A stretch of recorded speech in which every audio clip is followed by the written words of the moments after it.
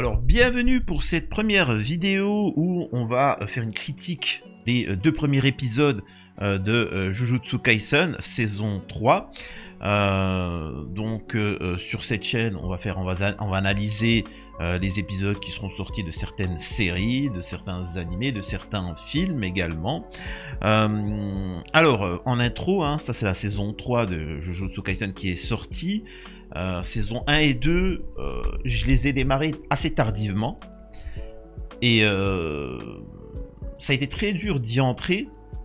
Quand je dis y entrer, c'est pas au niveau des épisodes, c'est vraiment de commencer la série.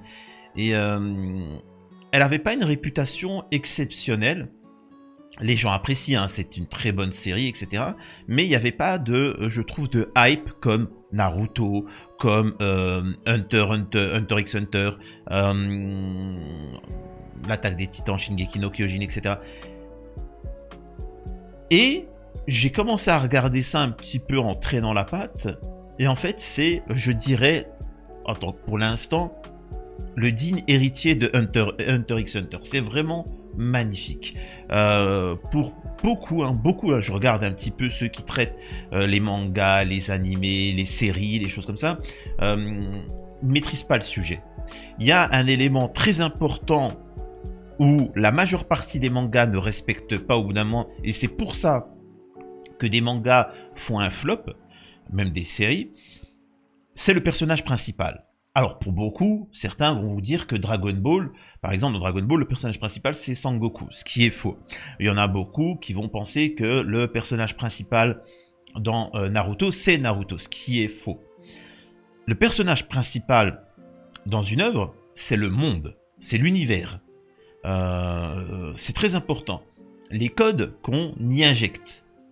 Dans Hunter x Hunter, il y a un monde, il y a des pouvoirs, il y a le nen. Comment il utilisait le nen? On vous explique bien que c'est pas une question de capacité, d'énergie. Celui qui en a le plus est le plus fort. Non, c'est effectivement il y a le physique, il y a tout ça, mais c'est comment il va gérer son pouvoir, la stratégie qu'il peut faire. Et ça, en fonction de ce pouvoir. Quelqu'un qui est plus puissant, mais l'autre qui a une stratégie peut l'avoir. Si vous êtes dans Hunter x Hunter, c'est un personnage très fort peut se faire avoir par trois personnes moins fortes qui ont une stratégie. Dans Dragon Ball, c'était ça. Dans Dragon Ball, il y avait ce côté stratégique sur l'énergie, les combats et ainsi de suite. C'est quelque chose qui va disparaître après avec l'arc Buu. Mais avant, vous regardez un petit peu par exemple le combat final entre Sangoku et Cell. Ils se battent.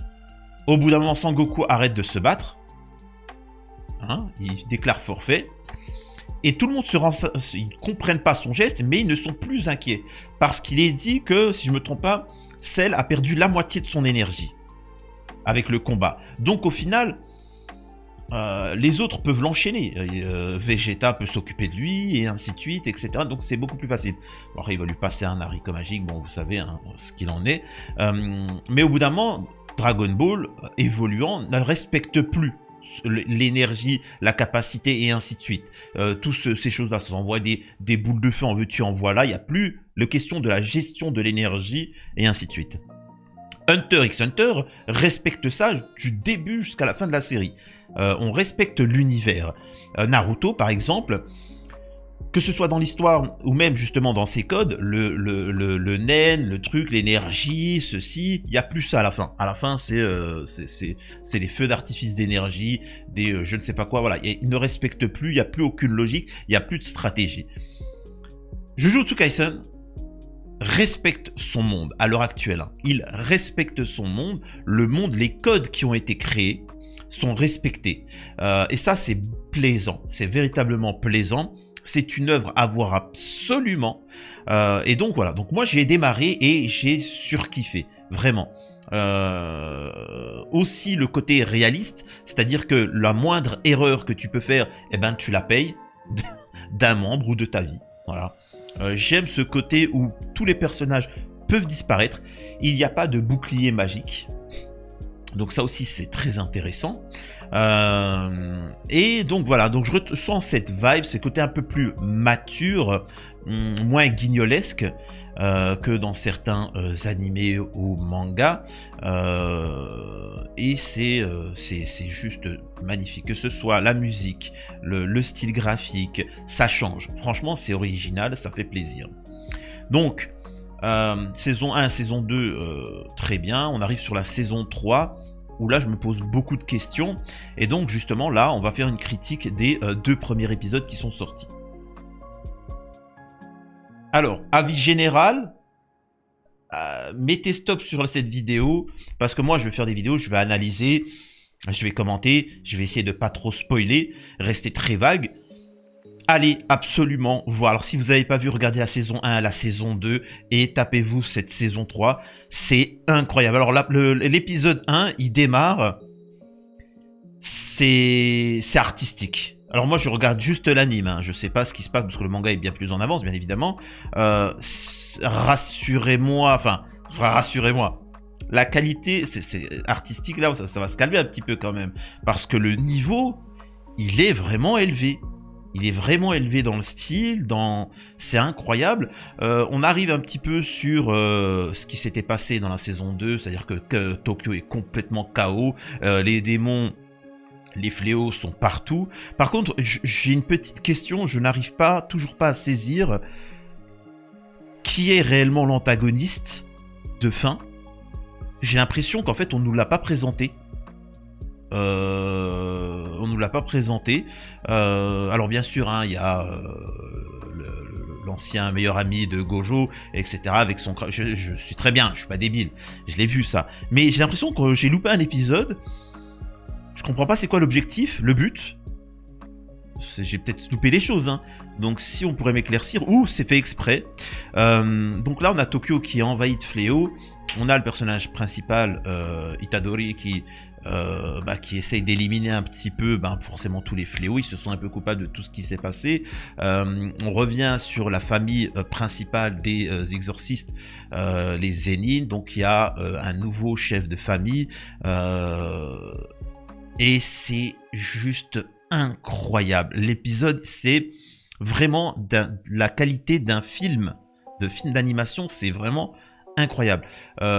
L'histoire est sombre, donc on comprend que là, on va arriver sur une histoire d'héritage familial et donc des prises de pouvoir. Donc c'est ça aussi, ça va être intéressant à suivre. Les combats, pareil, ils sont dynamiques, c'est ça la force de Hunter x Hunter et de Jujutsu Kaisen, c'est très stratégique, c'est très dans la technique, c'est incroyable, tout simplement. Avec la capture de Gojo, forcément, il ne peut plus protéger certaines personnes, dont Itadori qui, je le rappelle, hein, il devait être condamné à mort. Mais c'est Gojo qui empêchait ça. Maintenant qu'il a été capturé, donc ça court toujours. Et donc nous avons tout l'épisode où t'as le chef de la famille Zenin qui va pour l'éliminer, mais veut lui spécifiquement éliminer Megumi qui pourrait potentiellement devenir le chef de la famille. Donc on voit que ça rentre dans le cadre familial. C'est une famille assez particulière. On a le personnage, alors j'arrive plus à me souvenir du nom, c'est très compliqué, c'est particulier. Dans la série Jujutsu Kaisen, j'ai du mal à me souvenir des noms, je sais pas pourquoi. Ils sont particuliers. Donc il y a le mec qui est apparu dans le film, là, Jujutsu Kaisen 0, qui est tout en blanc, qui arrive, qui participe, qui vient pour abattre Itadori. Donc voilà, et la fin est juste... La fin de l'épisode 1 est incroyable. Elle fait plaisir à voir parce que, encore une fois, c'est très sombre. Tu vois que c'est pas Naruto, quoi. C'est pas Naruto. C'est un petit peu ce que j'avais reproché, moi, au manga Naruto. Et je pense que malheureusement, Naruto s'est énormément inspiré de Hunter x Hunter. Mais au bout d'un moment, il ne savait plus où aller. Regardez les premières saisons de Naruto, c'est très sombre. Et j'aurais aimé que Sasuke, quand il nous fait sa crise d'adolescence, Naruto le tue. Voilà, le but, vraiment. C'est-à-dire qu'il se rejoint. C'est la fin de la saison, de l'arc quand il est petit, quand il est jeune. Il tue Sasuke, ça le traumatise. Il grandit avec ça, ce qui crée un paradoxe en lui, et ainsi de suite. Mais malheureusement, comme dans Star Wars, il y a plein de personnages qui devaient mourir, ce qui était prévu dans le script, mais comme les gens aimaient, bah, ils ne l'ont pas fait. Et ça devient pathétique. Et donc là, il n'y a aucune pitié. Quand la personne vient pour buter quelqu'un, elle va pour le buter, quoi. Donc l'épisode 1 se finit sur un cliffhanger. On va voir pour... Ça, c'est l'épisode 1, encore une fois, magnifique. Les combats, le style, la patte graphique. Si toute la saison, c'est de la qualité de cet épisode, c'est incroyable, quoi. Je pense que les gens ne se rendent pas compte. Et on va passer à l'épisode 2. L'épisode 2 est beaucoup plus calme, hein. Il pose un petit peu les préparatifs de toute la saison, hein, de ce que je comprends. On a un très bon combat en début d'épisode entre le grand frère de Yuji et le chef de la famille Zenin. Au-delà du dénouement du combat, t'as envie de te poser la question, qu'est-ce qu'il foutait, quoi? Qu'est-ce qu'il foutait dans l'arc Shibuya? Enfin, quand même, s'il avait été là, ça aurait quand même grandement aidé. Alors, l'épisode, comment dire ça? Il permet de comprendre un petit peu mieux le monde de Jujutsu Kaisen. On rentre un petit peu plus en profondeur et on nous parle d'un jeu. Par contre, encore une fois, c'est très flou, c'est très mystérieux et on nous explique pas tout. On nous parle d'un jeu avec des règles et c'est vraiment à la Hunter x Hunter. C'est-à-dire que c'est vraiment, vous savez, comme dans le jeu de cartes sur Hunter x Hunter, à Grid Island, voilà. Donc en fait ça va être une battle royale. Celui qui tue un exorciste, il a je crois 5 points, un humain normal 1 point, tu peux pas sortir. Celui qui réussit à avoir 100 points peut demander au maître du jeu d'ajouter une nouvelle règle.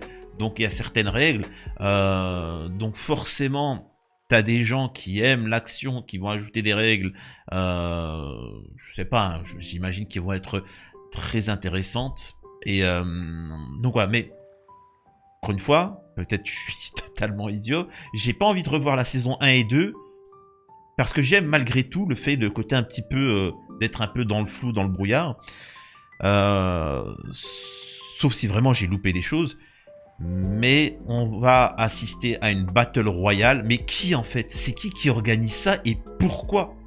Vraiment, qui organise cette battle royale? Je comprends pas. Alors dites-moi en commentaire pour ceux qui ont vu les épisodes, sans spoiler, hein, je vous le dis d'avance. Mais en tout cas, les 2 premiers épisodes sont intéressants. Je pense que ça va être vraiment une saison très particulière. J'aime, moi, les saisons où il y a, comment dire ça? C'est pas répétitif. Voilà, il y a, j'aime bien un petit peu. On parle de toute façon, ça s'inspire d'Hunter x Hunter. Cette série tire beaucoup d'Hunter x Hunter. C'est pas un copier-coller, mais chaque saison a une particularité. Hunter x Hunter, tu prends la saison avec les fourmis là, les Chimera Ant, c'est un truc d'horreur, quoi. C'est une série d'horreur, la chose. Tu prends Grid Island, c'est un MMORPG. Donc il y a vraiment, il y a le tournoi, il y a toujours un tournoi dans les mangas. Donc voilà, j'aime bien moi ces passages là, quoi. Il y a plusieurs trucs différents et là on y est, et donc voilà, on va voir un petit peu ce qu'il en est. Je commence les vidéos d'analyse de critique, je sais pas, alors je vais évoluer, je sais pas s'il faut que je spoil. Je raconte un peu plus en détail, oui, non, qu'est-ce que je peux montrer ou pas. Je vais essayer un petit peu de mettre ça en ordre. Mais en tout cas, vraiment magnifique. Les 2 épisodes passent très vite et la qualité, c'est cinématographique. Vraiment, les épisodes... Vous savez, moi j'ai connu les épisodes à rallonge, vous savez, où la qualité graphique est pourrite, mais il faut en sortir des épisodes. En fait, toutes les semaines, il faut sortir un épisode. Je préfère largement des saisons où tu as, allez, 10 épisodes, 12 épisodes, allez, grand max 18 épisodes sur une année, mais c'est de qualité. Vraiment, c'est de qualité. Je préfère ça. Moi, je veux 12 épisodes de qualité plutôt que d'avoir 50 épisodes où on s'endort, hein, comme One Piece par exemple. Donc, on va voir ce qu'il en est. Dites-moi en commentaire ce que vous en pensez. Des bisous à tous, à la prochaine.